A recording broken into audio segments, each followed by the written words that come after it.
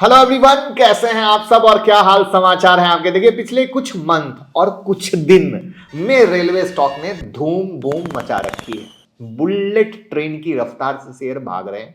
हमने कई बार वीडियो बनाई है जहां पर बजट ईयर 2024 में टोटल कैपेक्स से कैसे इसको फायदा होगा, ये अभी लेटेस्ट चर्चा का विषय बन गया है।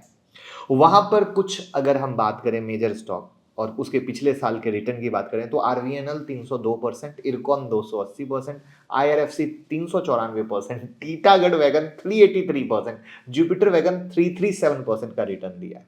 तो जहां एक तरफ रेलवे के स्टॉक अपने इन्वेस्टर को बहुत रिटर्न दिए हैं, लेकिन एक रेलवे का स्टॉक है जो शांत है, चला है बट वैसा नहीं चला है। उसका क्या नाम है, क्योंकि उसके बारे में हम बात करने वाले हैं। ठीक है, तो आप कमेंट में नाम जल्दी से बताइए। अब इतना रॉकेट होने के बाद जो सबसे बड़ा इंपॉर्टेंट चीज है वो समझिए। क्या हमें बाय करना चाहिए? क्या और रैली होगा? किस इस हाई पर बाय कर ले? ये सबसे इंपॉर्टेंट है, क्योंकि मोस्टली जब रिटेल भाई होते ना, वो जो शेयर फंसा रहता है तब नहीं खरीदते। जब वो घोड़ा दौड़ के एकदम 100 का माल 200 हो जाता है तब वो सवारी करते हैं, और फिर बाद में उसमें थोड़ी भी प्रॉफिट बुकिंग आती है तो वो ट्रैप हो जाते हैं, क्योंकि उनका फंड स्मॉल होता है।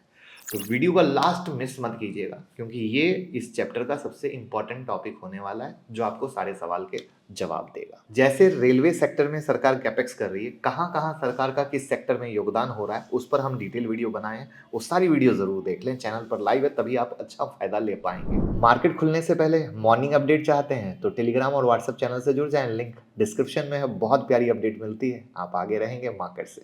रिपब्लिक डे के ऑफर पर 25 जनवरी की स्टॉक मार्केट मास्टर क्लास में, जहां पर आप कैश फ्यूचर ऑप्शन कहीं भी ट्रेड कर सकते हैं सीखकर, इंट्राडे पोजिशनल स्विंग कुछ भी, जिस तरीके से रेलवे के शेयर हो, फर्टिलाइजर के शेयर हो, डिफेंस के शेयर हो, केमिकल के शेयर हो, बम्पर रिटर्न दे रहे हैं। तो आखिर क्या है स्टॉक सिलेक्शन का तरीका, वो हम आपको सिखाएंगे। तो मौका मत जाने दीजिए, डिस्काउंट मिलेगा महा डिस्काउंट फी में। 9708094321 पे कॉल कीजिए, क्योंकि देखिए अगर प्रॉफिट में है तब तो क्लास लेने की जरूरत नहीं, लेकिन अगर नुकसान में है तो सोचिए कि कब तक नुकसान करेंगे। अगर 2 रुपए के मुनाफे में निकल जा रहे हैं और सौदा भागा जा रहा है तो भैया बिना सीखे कैसे बड़ा प्रॉफिट ले पाओगे। तो ये सारी तरीके होते हैं, जब सीखते हैं तब कमाते हैं। तो अपॉर्चुनिटी मत जाने दीजिए, दोनों हाथों से अपॉर्चुनिटी आपके दरवाजे पे खड़ी है। सिर्फ नॉक कीजिए और स्वागत कीजिए क्लास का। कॉल कीजिए 9708094321 पे, लिमिटेड सीट अवेलेबल। तो हम वीडियो में शुरू करेंगे कैपेक्स से, क्योंकि सारी कहानी कैपेक्स की, इसके अलावा कोई दूसरी कहानी नहीं है कि सरकार कैसे रेलवे को आगे ला रही है। ठीक है, तो कैपेक्स कैसे, बजट में कैसे क्या होगा, और इन सब से रिलेटेड स्टॉक कौन से हैं, और तब फाइनल समरी मेरा व्यू, जो कि एक आपको रिलीफ दे सकता है। रेलवे सेक्टर को पिछले बजट साल में 2.4 लाख करोड़ रुपीस का कैपेक्स बताया था। वहां पे आपके सामने स्क्रीन पर चार्ट दिख रहा है 2021, 2022 और 2023, जहां पर ये ग्राफ क्लियर कट बता रहा है कि कैपेक्स किस तरीके से लगातार बढ़ा है। और यही वो स्टोरी है जो आपको रेलवे के स्टॉक में देखने को मिल रही है, क्योंकि सिर्फ कैपेक्स नहीं हुआ है, उसमें सच में काम हुआ है, लेकिन स्टिल पूरा पैसा यूज नहीं हुआ है। और इसी चीज को हमें समझना है, तभी हम ग्रोथ स्टोरी को समझ पाएंगे। बजट से पहले गवर्नमेंट के प्लान को बुलेट ट्रेन की तरह बुलेट पॉइंट में समझने की कोशिश करते हैं। नए ट्रैक और मल्टी ट्रैक के प्लान्स, फ्राइट कॉरिडोर और Mumbai Ahmedabad bullet train project, 2030 तक net zero carbon emission, introduction of 400 new Vande Bharat train, 2030 तक 1500 मिलियन टन के फ्राइट मूवमेंट को डबल करना। यह प्रपोजल था जिसके लिए रेलवे को 2.4 लाख करोड़ का बजट मिला। बात करें करंट अंडर गोइंग प्रोजेक्ट की, तो इन सारे ही प्रपोजल पे चल रहा है काम, और वो जैसे जैसे चल रहा है आपको स्टॉक पे रिजल्ट दिख रहा है। जनवरी 6 तक 41 वंदे भारत ट्रेन ऑपरेशनल हो चुकी है 400 में से, क्योंकि बॉगी अलॉटमेंट की कहानी चल रही है, बॉगी जैसे जैसे मिलती जा रही है वैसे वैसे होता जा रहा है। लेटेस्ट डेटा के अनुसार कंपनी ने नवंबर तक अपना 59% कैपेक्स यूज कर लिया है इंफ्रास्ट्रक्चर और प्रोजेक्ट के लिए। 50,000 किलोमीटर के न्यू ट्रैक पे कंपनी ने काम शुरू कर दिया है, जिसके लिए एडिशनल 7 ट्रिलियन का इन्वेस्टमेंट किया गया है। देश की पहली बुलेट ट्रेन का 100 किलोमीटर का वाइडक्ट और 250 किलोमीटर का काम कंप्लीट हो चुका है। अगस्त 2026 तक ऑपरेशनल हो सकता है, ऐसा माना जा रहा है। तो ये हो गए प्लान पिछले बजट ईयर के हिसाब से, और अभी के प्रोजेक्ट जो पाइपलाइन में है, काम चल रहे हैं। तो जैसा कि हमने पहले भी बताया कि माना जा रहा है कि इस बार बजट में 40,000 करोड़ से 60,000 करोड़ का एडिशनल कैपेक्स होगा। ऐसे में अगर कैपेक्स आएगा तो रेलवे अपना सारा काम अच्छे से कर सकेगी और टाइम पे खत्म करेगी, जिससे एक ग्रोथ देखने को मिलेगा। और इन प्लान के साथ साथ रेलवे ने कुछ और माइलस्टोन को टारगेट किया है, जिसको लेकर वो काम शुरू करेंगे, उन्हें भी समझ लेते हैं। पिछली बार के बजट में लॉन्ग टर्म जो गोल थे उस पर सरकार ऑलरेडी काम कर रही है। इंडिया के पास दुनिया की लार्जेस्ट रेल नेटवर्क है, फ्राइट ट्रेन यानी मालगाड़ी आसान भाषा में। तो अभी साल में 1500 मिलियन टन का माल इधर उधर करती है, इसको डबल करेंगे 2030 तक। इसका सबसे बड़ा फायदा होगा लॉजिस्टिक कॉस्ट पे। फ्राइट मूवमेंट के लिए अभी के टाइम पे जो लॉजिस्टिक कॉस्ट लगती है वो इन फ्राइट ट्रेन के बढ़ने के बाद 5.2% कम हो जाएगी। Indian railway regularly technology partner से एक्सचेंज कर रही है ताकि वो सस्टेनेबिलिटी और इनोवेशन पर काम कर सके। अब ऐसे में अगले महीने फिर से बजट आने वाला है, और कुछ समय पहले हमने ऑलरेडी एक वीडियो में बात किया था कि कैसे रेलवे सेक्टर ग्रो करने वाला है और कितने ज्यादा प्रोजेक्ट पे काम कर रही है रेलवे। रेलवे में अभी की रैली का सबसे मुख्य कारण बजट ही बताया जा रहा है। ब्रोकरेज हाउस के एक एनालिस्ट ने कहा है कि बीते वर्ष के मुकाबले इस बार भी कैपेक्स बढ़ के आने की उम्मीद है। पिछले साल 2.4 लाख करोड़ का कैपेक्स इस बजट ईयर में 18 से 20% ज्यादा होकर 2.8 से 3 लाख करोड़ तक हो सकता है, ऐसा अनुमान है। ऐसा इसलिए कहा जा रहा है क्योंकि इंफ्रास्ट्रक्चर जिस तरीके से ग्रो हो रहा है, कैपेक्स होना रेलवे में जरूरी है। अब इसमें कुछ ऐसे मेजर स्टॉक हैं जो कंट्रीब्यूट करते हैं रेलवे को, मतलब रेलवे उनके बिना सोचा नहीं जा सकता है। तो प्लीज कोई बाय सेल एडवाइस कभी नहीं होती है, लर्निंग होती है। तो पहला है आईआरएफसी। बिजनेस को शॉर्ट में समझें तो इंडियन रेलवे के इंफ्रास्ट्रक्चर डेवलपमेंट प्लान में आईआरएफसी एक मुख्य भूमिका निभाती है। रेलवे जितने कैपेक्स करती है उसमें आईआरएफसी एक बोरोइंग आर्म की तरह काम करती है, चाहे वो रेलवे के इंफ्रास्ट्रक्चर प्रोजेक्ट हो या फिर रोलिंग स्टॉक। इंडियन रेलवे के अलावा आईआरएफसी ऐसे भी कंपनी को फाइनेंस करती है जो रेलवे सेक्टर में कहीं ना कहीं रिलेटेड है। मेजर क्लाइंट आरबीएनएल, इरकॉन और रेलटेल जैसी कंपनी है। ऐसे में कैपेक्स इंक्रीज होगा तो रेलवे सेक्टर को फाइनेंस करने वाला सबसे बड़ा प्लेयर यही है, तो ऐसी कंपनी को फाइनेंस करने के लिए सबसे आगे आना पड़ेगा। स्टॉक में 86.3% की होल्डिंग इंडियन पर्सिडेंट के पास है, और पिछले साल कंपनी ने 394% का रिटर्न दिया, यानी ये होल्डिंग घटेगी, 75% के नीचे लाना है। तो यहां पर क्या है, फ्री फ्लॉट मार्केट में कम है, इस बात को याद रखिएगा। इसको मैं लास्ट में समरी करूंगा, यही पॉइंट जो मैं बोल रहा था। दूसरी आईआरसीटीसी। अब आईआरसीटीसी के बारे में एक लाइन में कहीं पढ़ रहा था जहां पे कहा जा रहा था कि जिस तरीके से नई नई ट्रेनें आ रही है ना, और स्पेशली वंदे भारत, वो ट्रेनें आने के बाद अब एयरलाइंस को कहीं ना कहीं खतरा हो रहा है। किससे? बिल्कुल ट्रेनों से।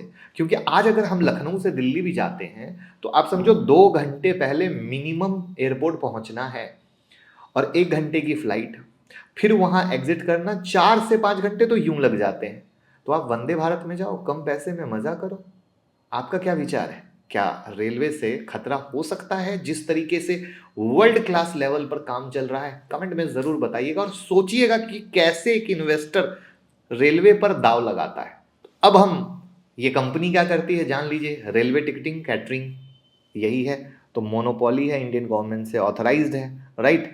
और कैटरिंग, हॉस्पिटलिटी, इंटरनेट टिकटिंग और पैकेज ड्रिंकिंग वाटर टूरिज्म में भी है। कंपनी का 54% का रेवेन्यू टिकट से आता है, 27% का कैटरिंग से आता है, बाकी 19% ड्रिंकिंग वाटर और टूरिज्म से आता है। लेकिन उन्होंने भी फ्लाइट वाला कहानी पकड़ लिया। एक रील मैंने बनाई थी कि इंडिगो जो है टिकट से ज़्यादा फूडिंग से कमा रहा है, कुछ ऐसा ही ट्रिक इन्होंने पकड़ लिया। वो रील देख लीजिएगा। कंपनी अब अलग बिजनेस सेगमेंट में एंटर कर रही है, वो होटल का एक चेन बना रही है। 3 होटल ऑलरेडी कंस्ट्रक्शन में, लखनऊ, खजुराहो और केवड़िया में। अपने कैटरिंग के बिजनेस के लिए जोमेटो से पार्टनरशिप किया है, जो पायलट स्टेज में काम कर रहे हैं, जिसके बाद इंप्लीमेंट करेंगे। अभी जोमेटो से डिलीवरी के लिए 15% का कमीशन ले रही है। 15% का कमीशन समझते हो? काफी अच्छा कमीशन है, वो भी रेलवे में।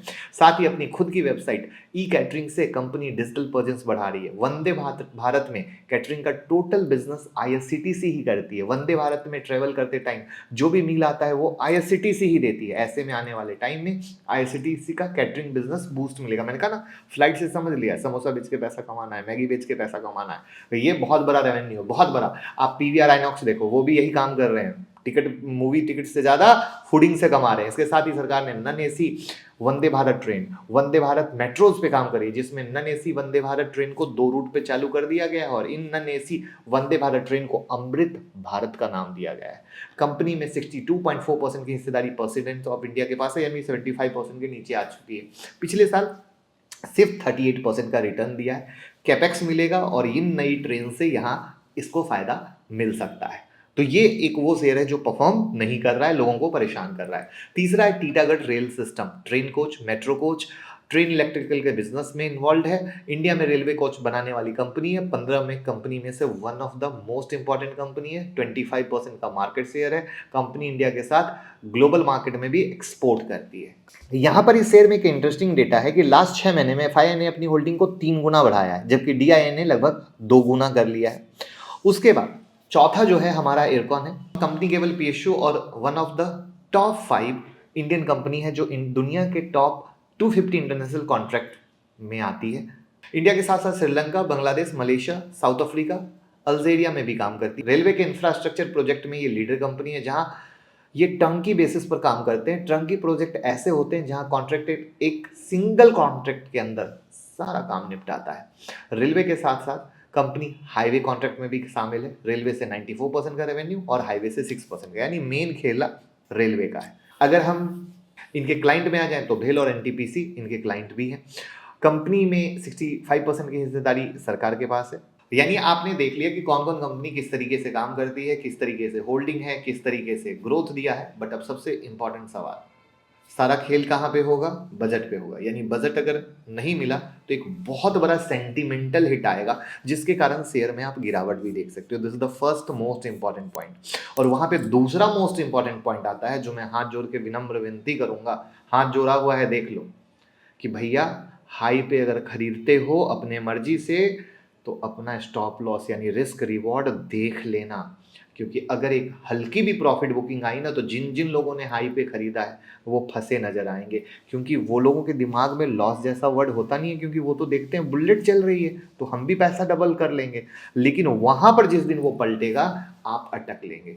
तो प्लीज जो लॉन्ग टर्म इन्वेस्टर हैं, नीचे से पकड़ के बैठे हैं, अपना एंजॉय कीजिए, क्योंकि उनका विजन 5 और 10 साल का है। प्रॉफिट भी बुकिंग आएगी तो भी उनका भाव बहुत नीचे का है, और साथ में वो अपने स्टॉक को फ्री कर सकते हैं, जो सबसे इंपॉर्टेंट हमेशा बोलता हूं। लेकिन अगर हाई पे खरीद रहे हैं तो टेक्निकल को मिलाइए या किसी प्रॉफिट बुकिंग को पे एंट्री कीजिए, वो ज्यादा सही रहेगा। इस बात को मैं एक और चीज से रिलेट करूंगा, जहां पे आप गौर करो, चाहे आईआरएफसी था या आरवीएनएल था या आईआरसीटीसी था, एक समय से एक अच्छे रिटर्न को देने के बाद बेचारा साइडवेज हो गया था। उस साइडवेज में किसी को कुछ अच्छा नहीं लगा, लेकिन जब वो ब्रेकआउट हुआ तब वो था एक टेक्निकल एंट्री।